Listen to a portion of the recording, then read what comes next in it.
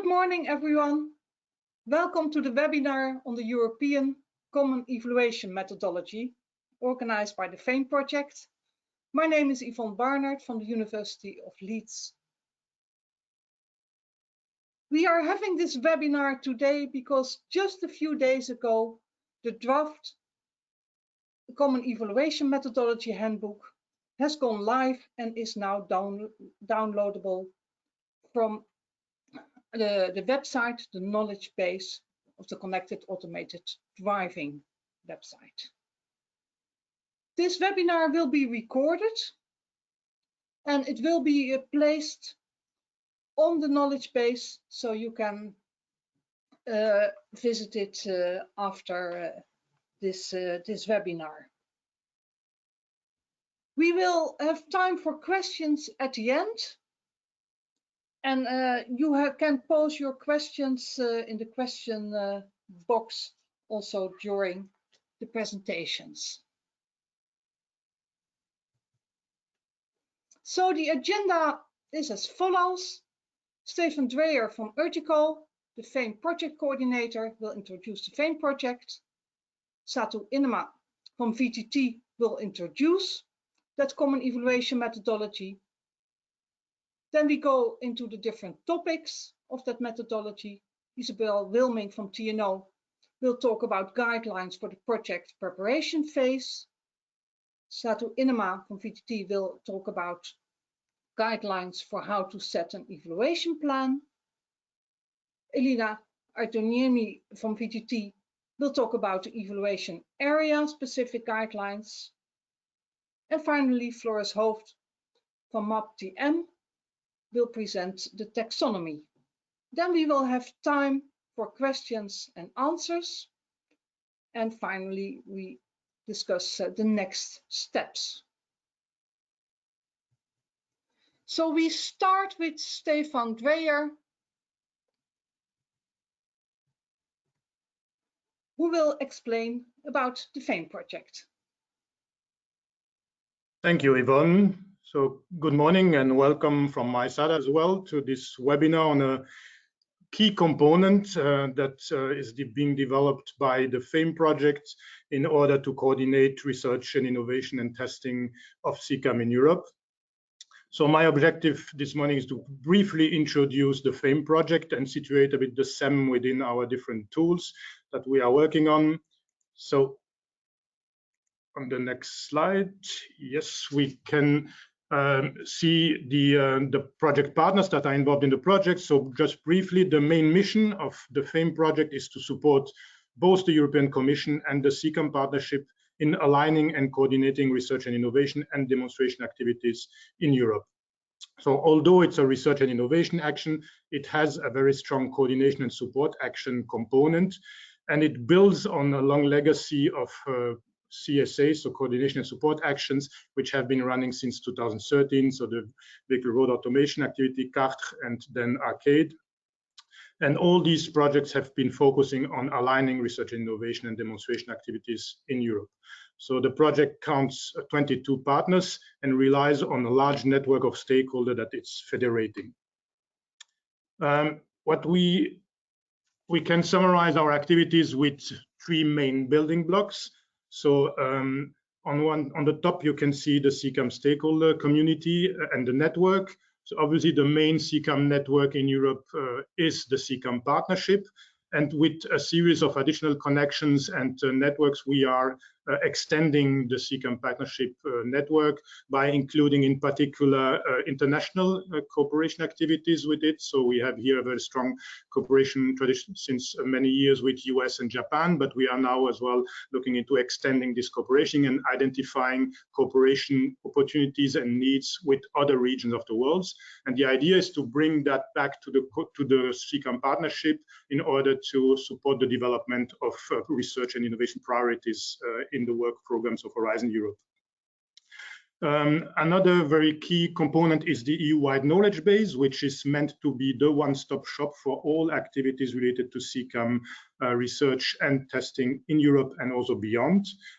So you have the link of the knowledge base at the bottom here. So we really invite all the stakeholders, everyone here, to actively contribute to this knowledge base. We really need the support of the community to make sure that it's continuously updated with the latest developments.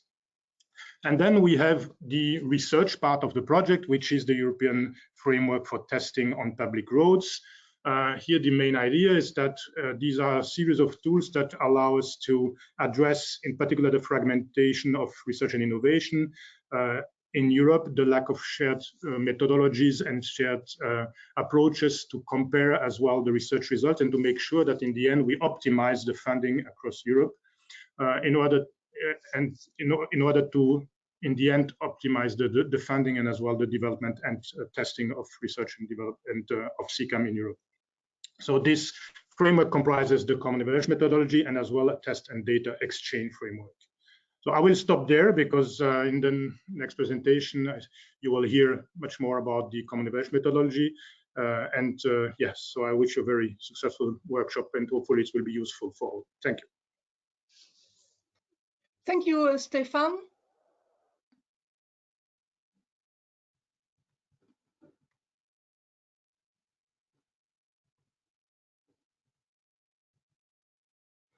So our next presentation will be done by Satu Inema from VTT, and she will introduce us to the EU Common Evaluation Methodology.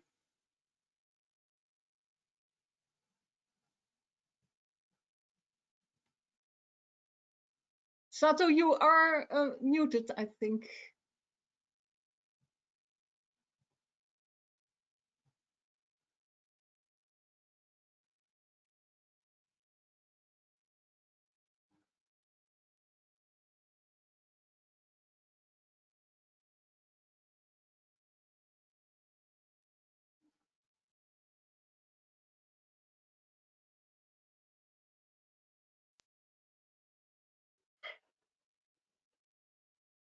Can you hear me now?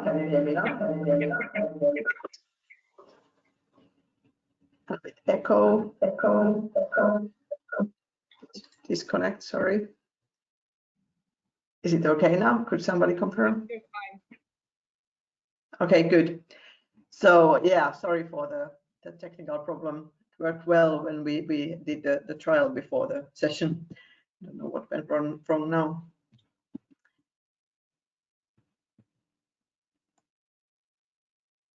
So the common evaluation methodology, as Stefan already told you, FAME is developing this common evaluation methodology that provides guidance for how to set up and carry out evaluation or assessment of different impacts on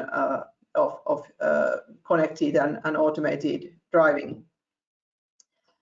We have several objectives. The objective of this methodology is that we provide common language and basis for evaluations. That way everybody can benefit of different lessons learned and best practices found, and hopefully this leads to high quality evaluation and allows also transferability of results to different future projects development and testing better than it currently does. It should also aim for better excellence and progress in the research and innovation of CCAM when there's less misunderstandings and there's more comparability between different evaluations.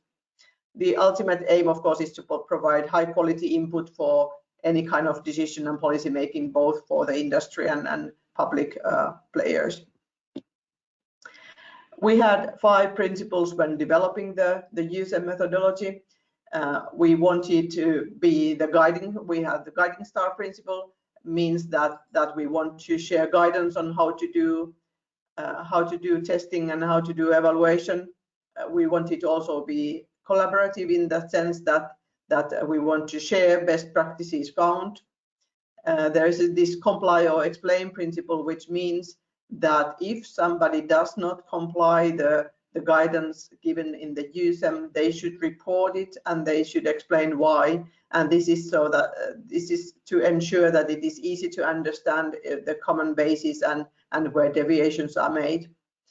As CCAM use cases are so broad, there are so huge variety of them, and often there are also developments done during the project. The methodology cannot be very specific to certain use cases only, or to the plan of the preparation phase. So we need to be agile and we need to be flexible, and this is what the last two principles are related to. So that you need to allow iterations during the project lifetime, and you need to be flexible to the whatever is the aim of the project or objective of the project to do or to cover in the evaluation. For whom this is? Well, this is practically for all the CCAM projects which include impact assessment and it can be related to the automation of transport of people or goods, and goods, depends on the project.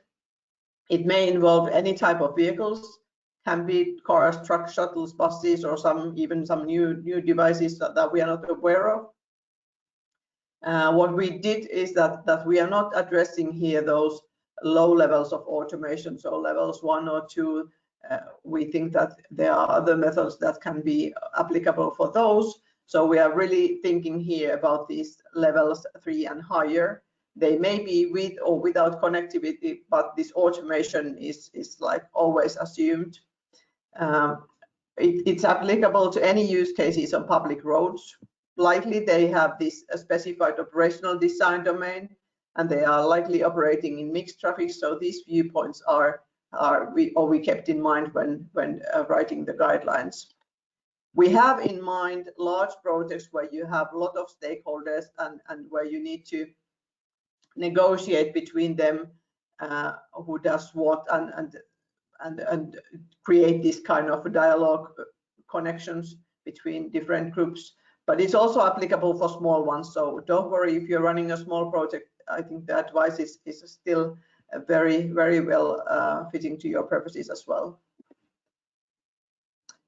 About the handbook, the content of the handbook. So we started the process by interviewing people who've done evaluation of CCAM, and learned that some of those things that lead to challenges during the project, they actually originate from the preparation phase of the project. There are things that should have been agreed that maybe were not, etc. So that's why we have this chapter 2 in the handbook, which is providing guidance for the project preparation phase.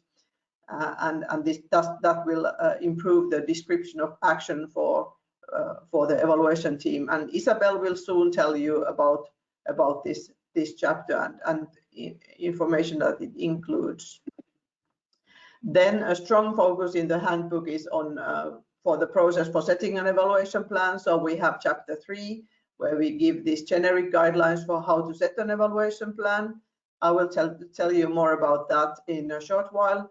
And then Elina will tell you about the chapter 4, which is the evaluation area specific guidelines. So there you can find more precise information of different evaluation areas. And now this webinar won't be reviewing or telling you about the chapter 5, which is very brief chapter in the end of the handbook, which provides you then guidelines for reporting evaluation outcomes. And especially important is to get the feedback for future methodology updates. But we will now go through the other 3 chapters one by one and give you a short introduction to those. And yes, this FAME project is developing this common evaluation, or this European framework for testing on public roads, and common evaluation methodology is part of it. You can see it here with the pink frame on the right side. And then in the bottom there is this taxonomy for CCAM, and Floris will tell you about that. So they are both part of this framework.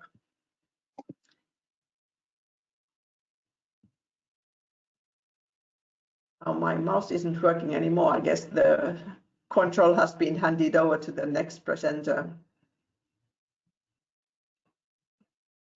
Okay, thank you very much, Satu.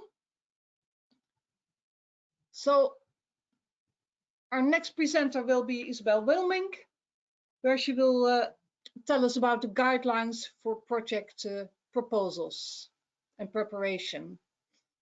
Yes, thank you. Waiting for the next slide to appear.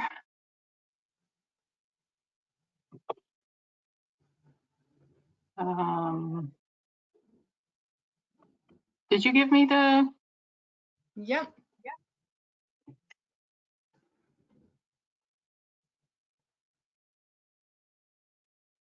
Shall I put up the next slide?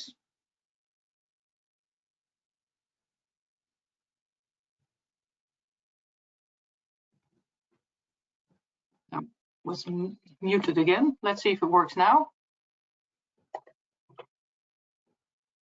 Yes. So I will be talking about chapter 2, the guidelines for the project preparation phase. And the main question there is how to lay a strong foundation for successful evaluation. And this foundation is laid in the proposal phase and also at the start of projects. And it concerns the scoping of the evaluation and the project structure and governance. So for the scoping, it is important to consider that CCAM can have a broad range of expected benefits. So how to choose which ones must be evaluated and which ones can be evaluated. And it's also important to scope, so to ensure that the consortium can be built to fit the scope, and the other way around, that the scope is set to fit the consortium, so that you don't promise something that you can't deliver.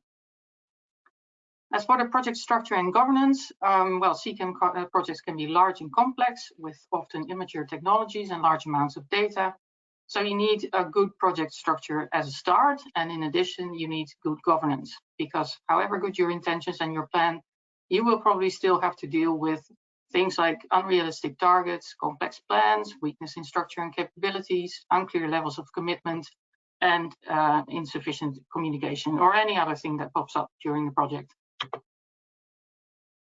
So the guidelines for the project preparation phase, they discuss things that from our experience may seem trivial at times, but may still turn out to be more complex or more difficult than expected. And it's worth checking out whether your project considers the topic mentioned in these guidelines. So each guideline gives recommendations based on experiences from previous projects and also some specific examples. So for the scoping of the evaluation, we have guidelines on how to set the overall scope of the evaluation and how to define impact areas that the project will cover in the evaluation. Those will be discussed later by Elina. And also we have a guideline on how to build a consortium fit for the evaluation scope. For the project structure and governance, we have guidelines on how to plan the evaluation activities for the proposal, how to create a project structure that supports the evaluation, how to assign responsibilities across work packages and activities, how to ensure information exchange to support the evaluation, how to enable adaptivity of the planned evaluations in case that the project does not go completely according to plan. Also, how to ensure the quality of the evaluation, and should conflicts arise, how to set up a process for mediating those. But there's no time to go into all of the guidelines for the preparation phase, but as an example, guideline 2.1, how to set the overall scope of the evaluation, discusses things like how the scope can be derived from a call text or from the client's wishes, how it's important that all in the consortium have the same shared goal for the whole project and for the evaluation, how you can specify key terminology to avoid misunderstandings, and the taxonomy that will be discussed later can help there. And also the guideline says something about specifying the targeted level of the evaluation, from doing it at the single vehicle level to the level of societal impact. Another example, guideline 2.7, how to ensure information exchange to support the evaluation of CCAM. That discusses things like the structures of dialogue and collaboration between the evaluation team and other partners in the project, considering what types of information and data need to be exchanged, how to arrange those connections between the evaluation team and other teams in the project, like a technical team, test site team, data owners, and these may be the same partners, but they also may be different partners each time. And finally, a good project structure can help to keep communication lines short. That's all for this phase. We can go to the next phase. Thank you very much, Isabel. So we will be going to the next chapter. How do we set an evaluation plan? And Satu will hopefully tell us how. Okay, so let's see if I have the mouse. I may not. Now it works. Okay, so this is what I just showed you some minutes ago about the handbook structure. And now I will tell you about this chapter 3, which aims to provide you some good guidelines on how to set an evaluation plan, regardless what's the scope of your evaluation. So these are the generic ones. And in short, the process for setting an evaluation plan starts from the CCAM system description.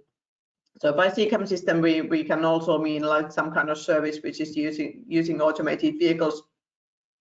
And it is super important that everybody in the project and in the evaluation team understands what is it that we are evaluating, and that really the common understanding about how does it function, what does it do, what doesn't it do, what's the role of the user, and what are the requirements for the user, etc. So those are known by everybody.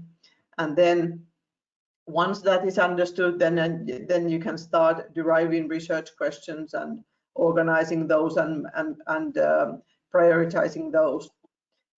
When I've always said that the research questions, they act as a backbone for the evaluation plan. So we need to have certain starting point, and that makes you have an initial list of research questions. Then you start thinking about the methods that would be required so that you can answer those questions. A certain method will require certain type of experimental design, and this is important when you are dealing with real-world experiments. So can those requirements be met? Is it feasible for those running the experiment somewhere to fulfill the requirements? So you need to negotiate with the data owners. Is this design possible? Isn't it possible? Do you have resources for these, and is it allowed, etc.? If everything works fine, then you can just report back, yeah, this can be done and no problem. But often there are things that is not possible or not allowed, and then you need to provide some feedback. It can go back to the evaluation method. So okay, we cannot do exactly this, but this is what we could do, and can you just a little bit change the method so that we can fulfill the requirements. Or you may need to go back to fully to the research question that this topic is not possible to address at all. And then you need to also look at the data. That's important to make it when you're making a feasible evaluation plan, so that you start early on discussions on the data. So what data would you need, in what kind of formats, what kind of quantities, and who should have access to the data, etc. And this is obviously also where you need to, or the evaluation team needs to negotiate with the data owners. And if something is not possible, then you need to provide feedback to the previous steps and do these in iterations. So this was really very briefly going through, and also obviously there is a link between the evaluation methods and research questions. So in the end, we need to have a feasible plan so that we have a list of research questions. We know who will answer them, using which methods, what kind of experiments will be done, what kind of design do they have, and what kind of data will be used, and what's the chain of data, how does it flow through the project. The format of the guidelines is, as Isabel already showed you, we have a certain structure for these guidelines. We have one sub-chapter for each of these main phases. So there are 6 in total. The last one is for evaluation plan compilation, so how to report your evaluation plan. And they are done in this form of how to, and then a certain really practical question. Here I have here an example, how to check the feasibility of research questions. So we try to be very concrete in these guidelines and really providing hands-on lessons learned.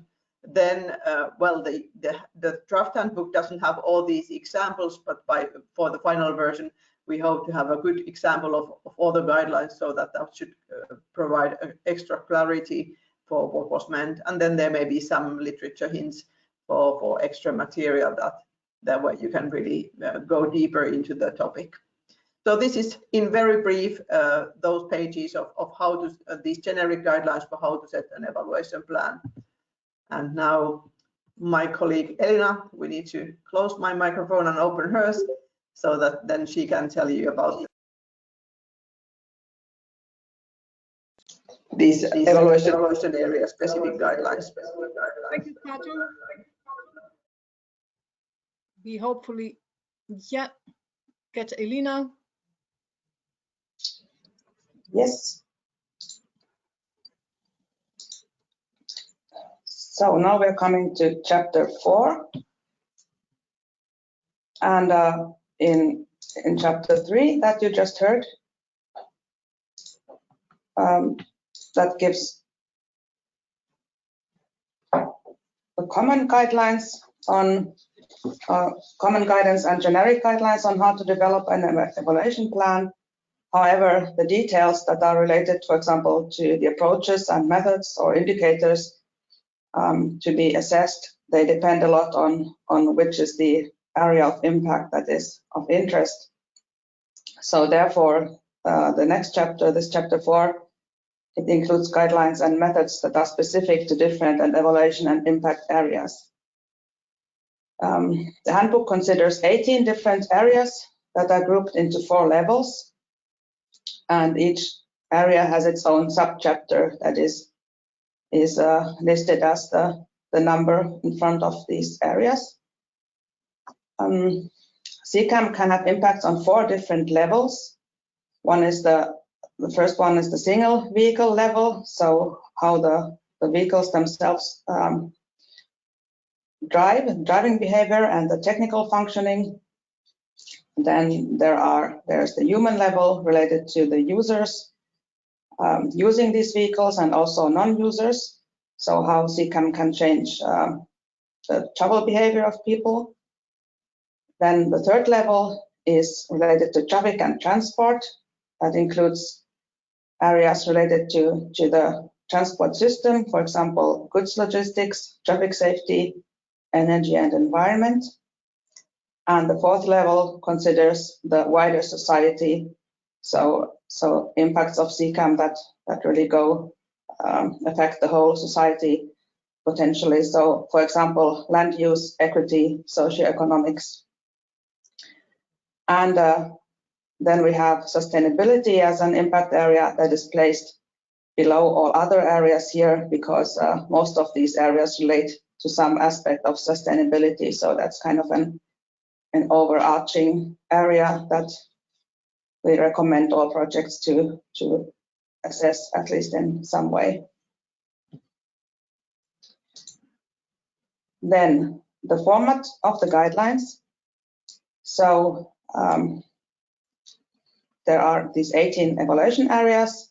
Each of them is their own subchapter, and the following content is provided to each of them. So there's an introduction that has a definition of the area and the scoping of the chapter, what it includes and does not include, and a short overview of the theory that is related to this area. And the guidelines cover 4 main things. So first, the recommendations for result indicators that we recommend all projects to that address this topic to assess. Then there are impact pathways to show the linkages with other areas, as many of these impact areas are closely related and there are interactions between them that need to be considered. And then there is an overview of different approaches and methods on how to estimate the impacts, and also a section on pitfalls and best practices that are related to the different methods. And the content that is there, it differs a lot between the areas, so some have more content than others, and feedback and suggestions for additions are welcome to all of them, and especially on those wider societal impacts where less is yet known.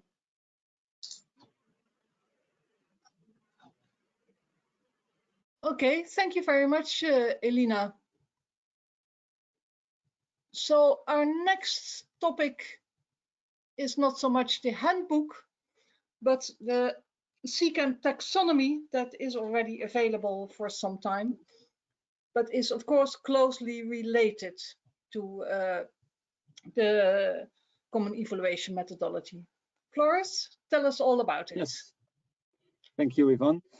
So yeah, next to the great work you've seen so far on the CEM handbook, of course, it's way important to speak the same language, and therefore we developed a taxonomy. Let's see if I can click to the next slide here. Yeah.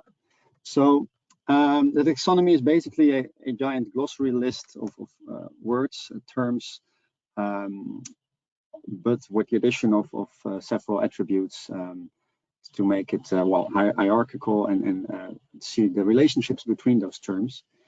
Why did we do this? Well, the main goal was to ensure harmonized definitions of all these CCAM terminology. You can imagine that a person maybe in Denmark has a different definition than a person on the other way of the world. So there are different elements, different terminologies singing around, especially in this new domain of CCAM and evolving technologies.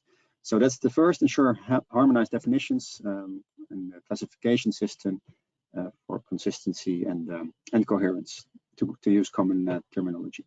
The second thing is that we want to have a consistent terminology to support the CEM. So all the things you've just seen, there are lots of terms and terminology about the evaluation, but also the CCAM terms, and they need to mean the same thing so that we're all on the same page. So what can you then find in the taxonomy? Well, it's since the last update last week, we have 410 terms, including their definitions, of course, and also the related terms, if applicable, some context so that you can filter, and the reference, of course. The tool, the taxonomy, is visualized and navigable with ontology software. So that's what you see on the right-hand side. It's an example of fruit. So banana is a type of a fruit, but not every fruit is specifically a banana. So that's the way we made it visually seen, and also you can click around on those terms, so you can navigate through the taxonomy that way.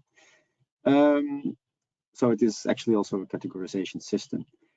And the last edition before the launch in the first of this year, we had made a filtering and export function. So if you have a project or a research or evaluation project which you're going to begin, you can download the list in which you're interested in. So, but I'll show you in a second how that looks like.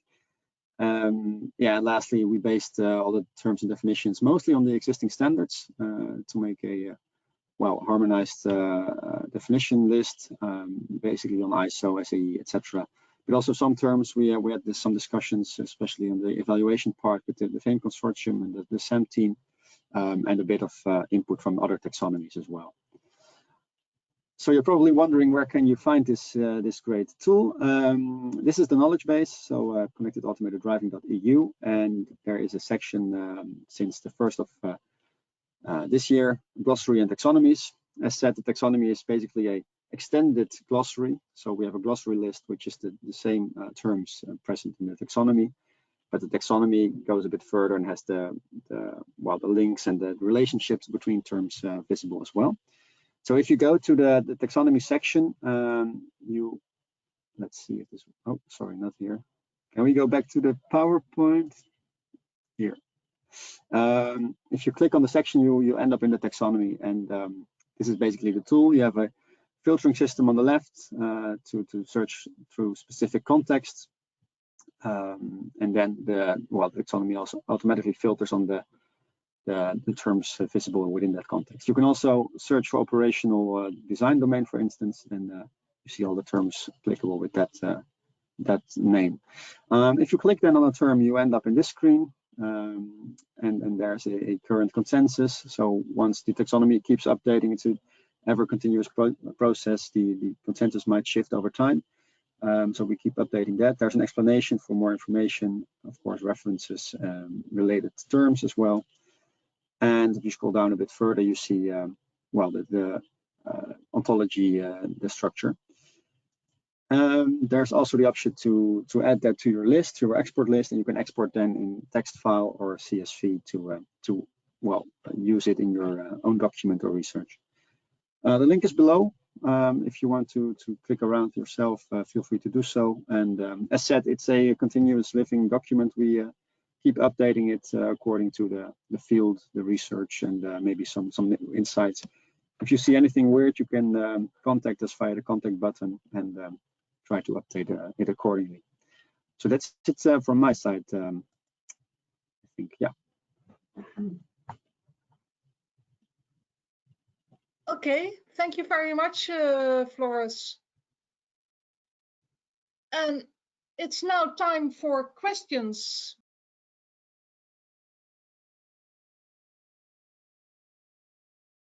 I cannot promise we can answer all your questions, but let's give it a try.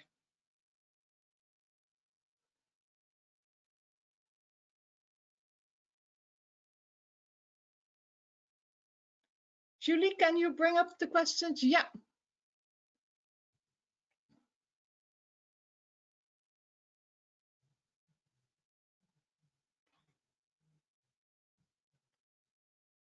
Well, we don't have a question yet, so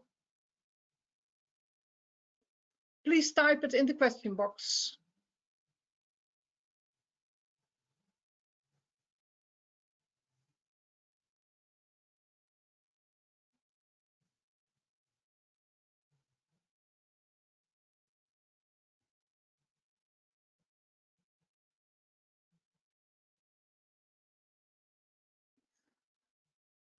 There is a question, will the PowerPoint be available? This webinar is recorded and will be available, but I assume we can also put the PowerPoint on the knowledge base for people who don't want to listen to the whole webinar, but just want to see the slides. Yeah. Next question. Don't hesitate. Is the CEM only valid for European research projects? Satu?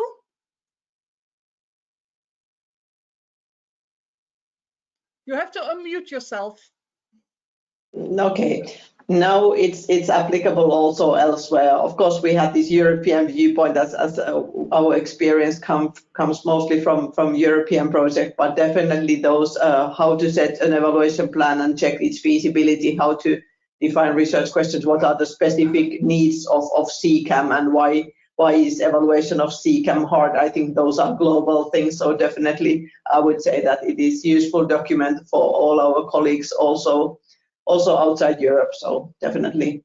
And we are also interested in hearing good practices that you have found elsewhere, so definitely also I would see that Europeans can benefit from your lessons learned. So anyone in experience from anywhere in the world, feel free to use it and feel free to share us your experiences. And national projects, Satu? Yeah, definitely. Also national. It doesn't need to be large. As I said, there's most misunderstandings and confusion in these large projects where you have separate teams and maybe not so daily connections with everybody. Well, I don't say that national project cannot be large as well.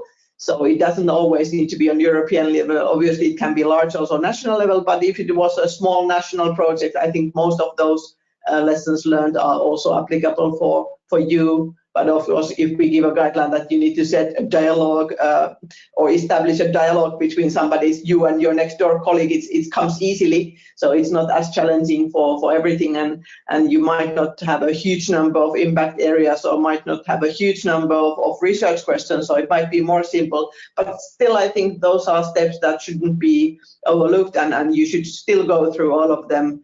And still in this national project to apply the taxonomy that Floris just explained, so that you speak the same language as everybody else. It makes others more easy for them to understand then your results and the work that you did. So in that sense, even the small projects, I think they should follow the same guidelines and use the same language as others. Yeah, thank you. Someone who wants to thank the FAME team? Well, we are happy to hear that, and we hope you will download the handbook and have a look at it.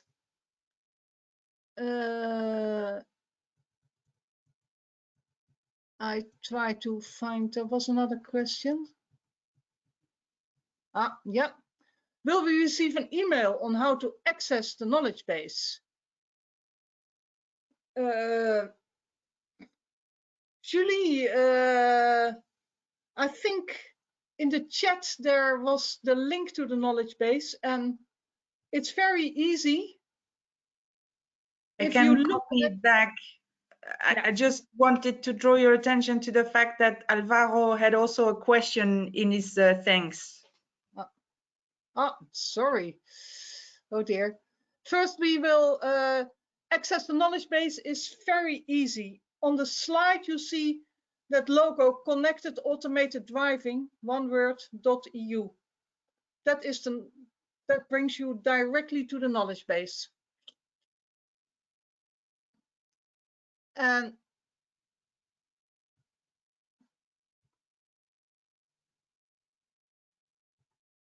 I try to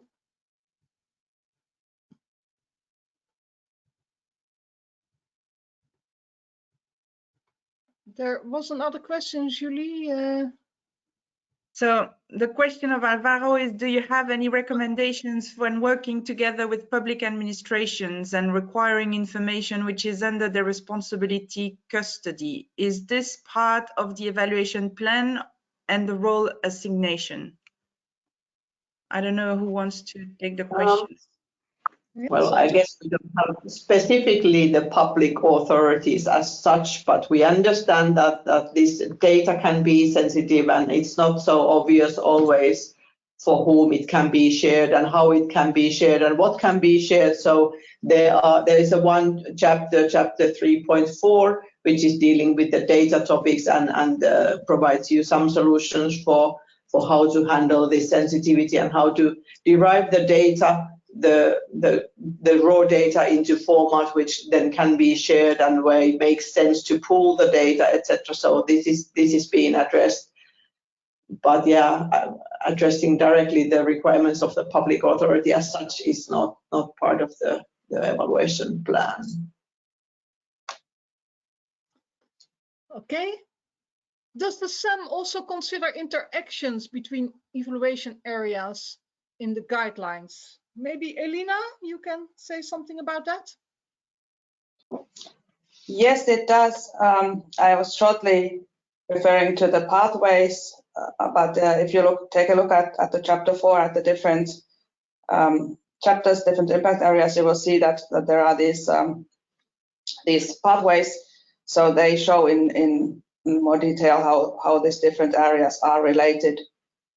So what we try to do is keep the indicators of each chapter separate, so there should not be a lot of overlap between them. But it may be that one impact area or one indicator of one impact area, for example, needs input from another impact area, an indicator to be assessed. So it may be that you need to establish this kind of chain to show the impacts, and that is also described in chapter 3 as part of the overall method before you start doing the details. So drafting these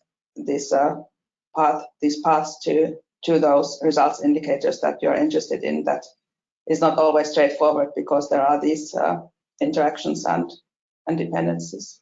And also one thing maybe to add is that our recommendation is that when you start the evaluation, you draw this overall societal scenario that you imagine for for your evaluation. So what is the treatment scenario? What are the baseline scenarios that you have in mind? So that even though somebody would be looking at the details only on the level of single driving scenarios, and somebody would be looking at the society as a whole, they would still fit together those assumptions, because that makes then in the end those results that you have, they kind of are small pieces to the same puzzle, so that you all talk about the same narrative in the end, and that makes it easier for the project to derive these overall conclusions and to have some meaningful sense between the answers to research questions which belong to different areas. So yeah, this is our strong recommendation, that even though the societal scenario as such is not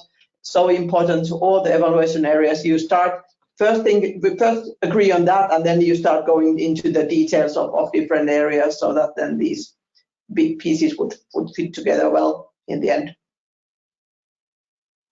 Okay, thank you, Elina and Satu. We have time for some more questions.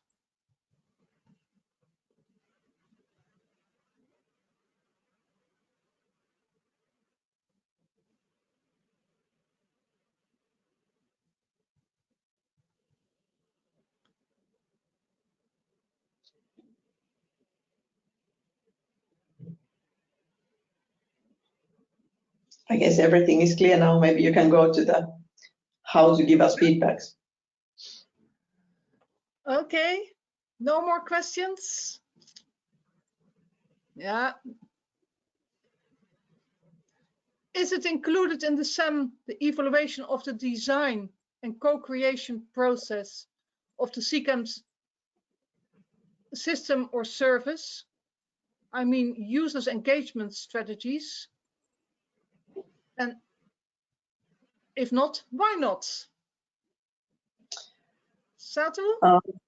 Yeah, well, at the moment, service design is not included. So we've kind of defined our evaluation. So we are looking at the societal impacts. So you may then estimate or assess the societal impacts of different designs, but the designing itself is not included currently. There is a strong wish for it, and somebody can provide us good hints on what to guide if we want to include it, then we can think about it and revisit this decision, but at the moment it's not. So user engagement strategies as such are not included at the moment. No. But I would like to invite you to have a look at the handbook and to give us feedback or to contact us. Cantini is the asker. So if you have ideas about this, don't hesitate to contact us. Any more questions?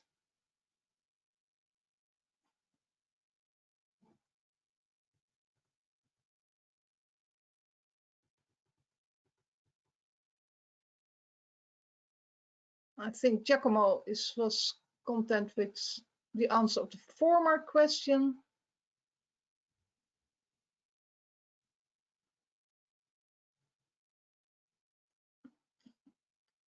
We'll wait one more minute to see whether someone, yeah. How much of the guidelines can also be applied in logistics cases? Satu? Yeah, well, happy to tell you that we have even one impact area of goods logistics, and then we have another one called services and operations. So from the efficiency of goods logistic viewpoint, there is an entire chapter. And if you want to see how CCAM affects the operation of logistics services, there's another chapter. So definitely we put our efforts in including also that aspect.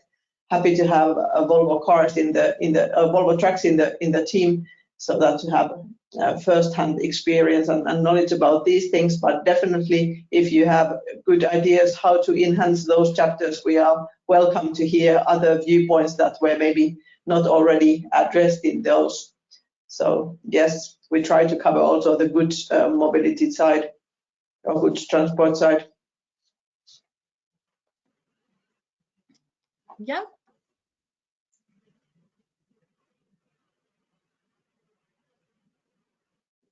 Oh. We have another question.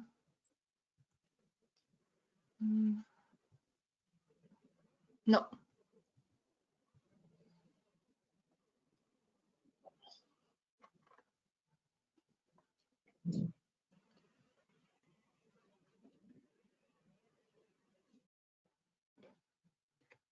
Okay, unless some question pops up, let's have a look at the next steps.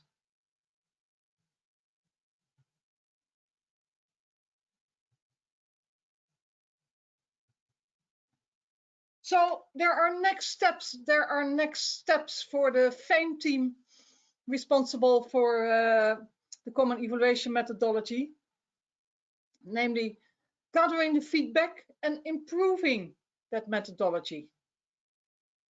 We do that in different ways. We have feedback activities.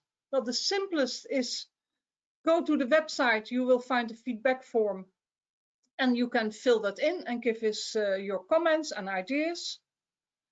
We will also organize small dedicated workshops, mostly online, but also some live ones, where we look at a specific topic with experts.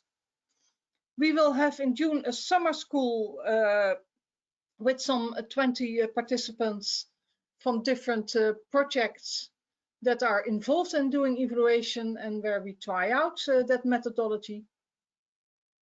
We will be interviewing experts on different topics to get their opinions and feedback and suggestions for improvement.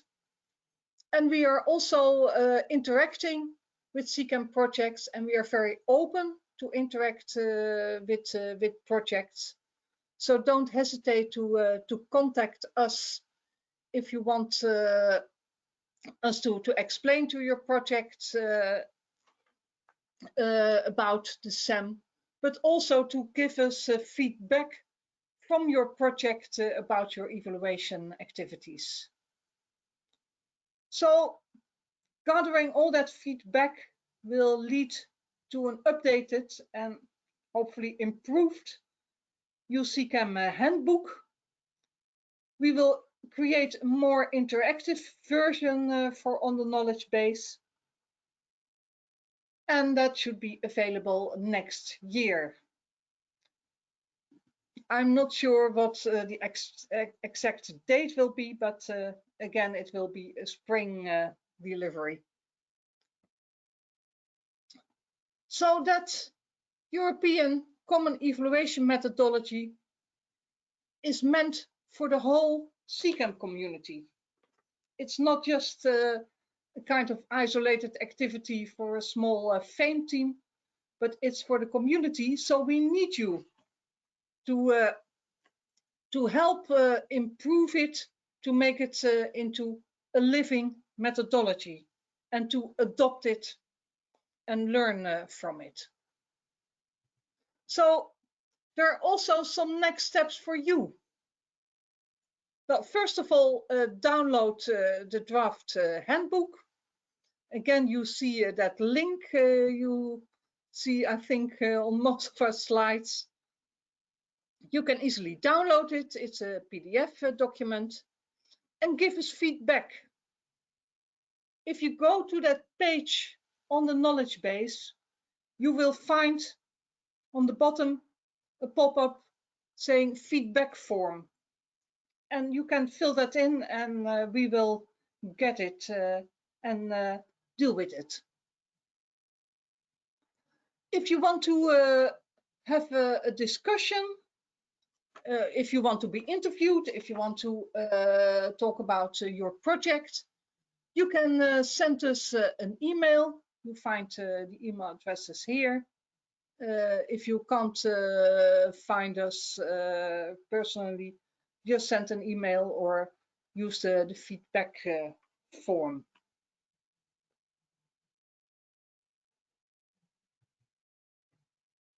So thank you for being here with us today. Again, you find the links.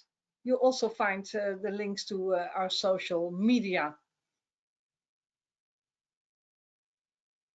Is there anything one of our speakers want to have a last word? Well, I would like to welcome everybody. As said already, I don't know 100 times, that we really welcome your feedback. And if you would like to have a docs version, so that provide some comments on the handbook itself, please be in contact with me or Yvonne, and we can also share that with you. So whatever is the handiest format for you, we are very flexible. We promise to be flexible and listen to all your wishes that you might have, or your suggestions that you have. So thanks a lot for listening to us today.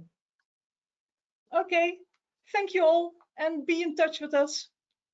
Goodbye.